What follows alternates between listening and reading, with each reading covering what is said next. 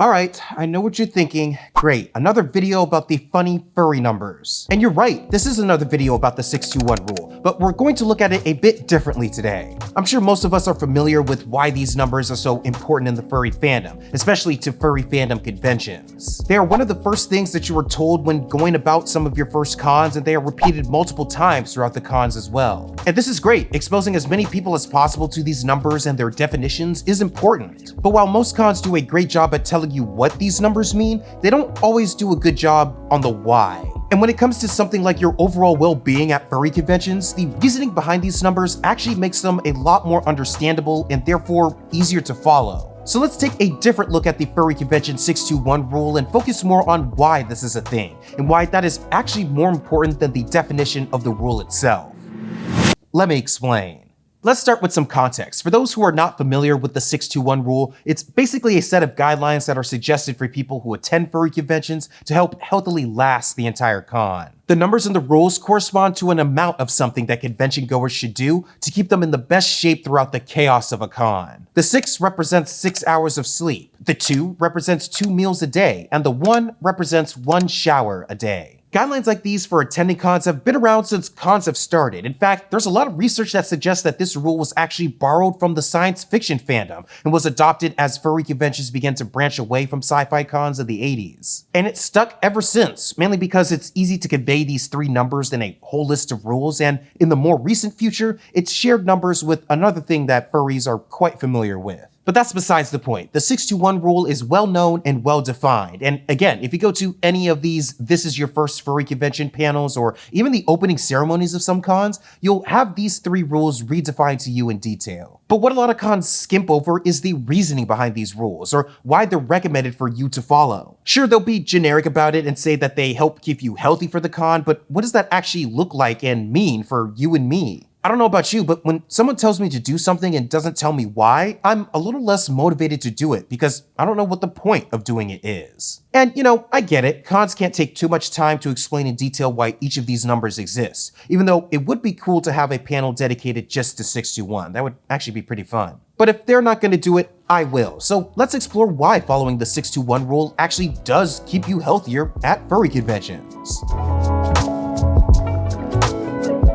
Let's go from largest to smallest and talk about the first number, the 6. This stands for 6 hours of sleep per night at the con, and in many ways, this is the foundation of why this whole rule exists in the first place. To put it simply, you need your sleep, period. Getting at least 6 hours of sleep is essential for maintaining physical and mental health, because that allows your body enough time to get you right after throwing all this physical and emotional stress at it throughout the day at a con. During sleep, the body repairs tissues, strengthens the immune system, and consolidates memories, which are all crucial for cognitive function. And not getting enough sleep can be quite damaging. Insufficient sleep can lead to impaired decision-making, reduced focus, and increased risk of contacting disease and viruses, which cause you to get really sick. Sleep also helps you regulate your hormones, including those that control appetite and stress, promoting overall balance in the body so that when you are awake, you feel good not just physically, but emotionally as well. And consistently sleeping less than 6 hours can negatively impact your mood, energy levels, and overall well-being. And trust me, you can feel it when you don't have enough sleep. And honestly, that's all just general sleep advice. All of these effects get turned up to 11 at furry conventions, where they can be nonstop for 3 to 5 days straight. And if you want to last throughout all of those days, you're going to need your sleep. Though I do have some good news. 6 hours of sleep is actually not that hard to accomplish at cons. In a 24-hour day, 6 hours is only 25% or a quarter of that. And while getting to bed at a reasonable time helps, that's a nice to have, and the sleep itself is what's most important. So if you do stay up late, let's say to 3 a.m., you only have to get to 9 a.m. to get your 6 hours in. And knowing furries, I know most of you aren't getting up that early. Even something crazy like staying up till 6 in the morning, you'll still be ready to go by noon. In my experience, the hours of sleep matter much more than when you get them. So as long as you do get them, you should have the adequate baseline energy required to keep you going. However, that assumes that this sleep is accompanied by the second part of this rule, the actual energy consumption part.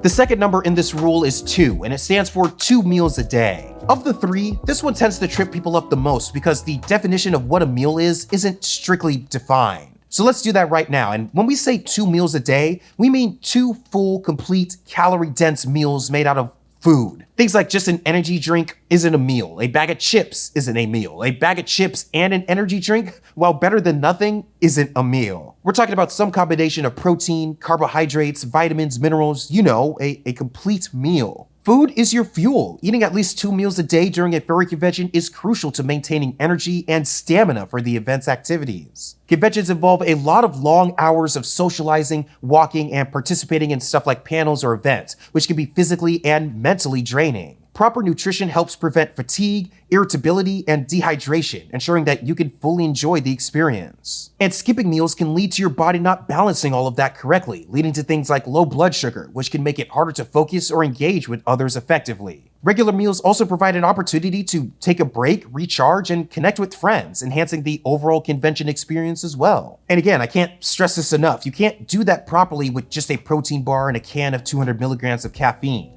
Those can be added on top of your 2 proper meals as quick snacks, but much like sleep, this is pretty much non-negotiable if you want to stay healthy throughout a convention.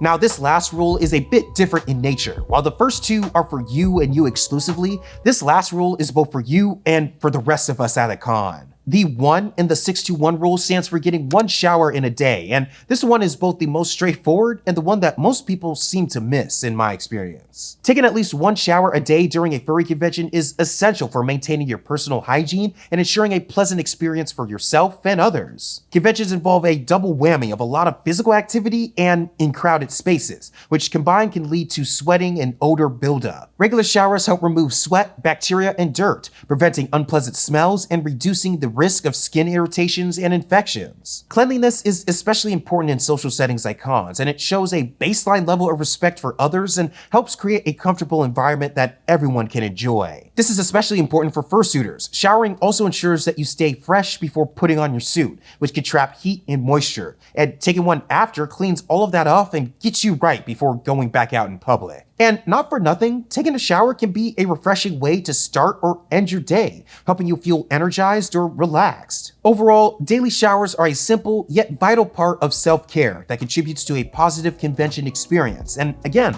all it takes is about 20 minutes out of your 24-hour day to make that experience that much better for everyone. 6 hours of sleep, 2 meals a day, and 1 shower. That's all we're asking from you to have a healthy, enjoyable time at a furry convention. We all want you to have a good time and enjoy these cons to the fullest. They're extremely special events that can be life-changing for those who attend. But you can't get the benefits of going to cons without taking care of yourself, and these guidelines give you a guide to help you do that. Though I do want to emphasize that these numbers are on the floor. I highly suggest that you try to get more than what's being asked of you with these. I, for example, try to be +1 on all of these, where I'll aim for 7 hours of sleep, 3 full meals a day, and 2 showers a day. I do this mainly because I'm a fursuiter, which means my body is under an extra amount of stress throughout the day, so I need to put it in the best position possible to last the entirety of the con. But at the end of the day, there was such an emphasis put on these rules because they are there to help you. They don't take too long to do either of them, and the consequences of not doing them can be quite dire, to the point where they can ruin the entire convention experience before the con even starts. So if you're going to a con anytime soon, get your sleep, get your food, and get your shower in. We'll all thank you, but more importantly, after taking care of all of this, you'll be thanking yourself the most. All right, that's it for this one. Thank you for watching. I'll catch you on the next one, but until then, stay wild out there. Peace.